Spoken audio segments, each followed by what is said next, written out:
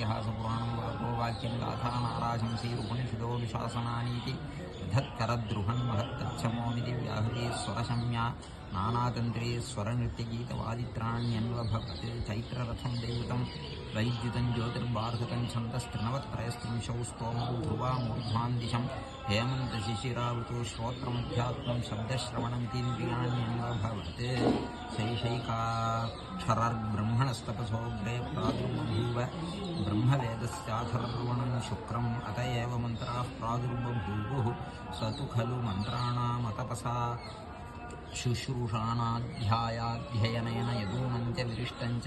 यातयामञ्च करोति तदथर्वणां तेजसा प्रत्याप्याययेत् मन्त्राश्च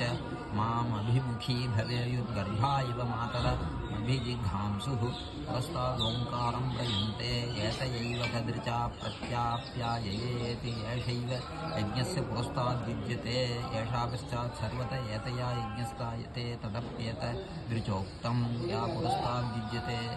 जो अक्षरे परमे व्योमयति तदेतदक्षरं ब्राह्मणो यङ्कामिच्छेत् त्रिरात्रो पोषितः प्राङ्मुखो वाग्यतो बर्हिष्युपविश्य सहस्रकत्व आवर्तयेत् सिद्ध्यन्त्यस्यार्थाः सर्व कर्माणि चेति ब्राह्मणं रसोर्धाराणामैन्द्रं नगरं तदसुराः पर्यवारय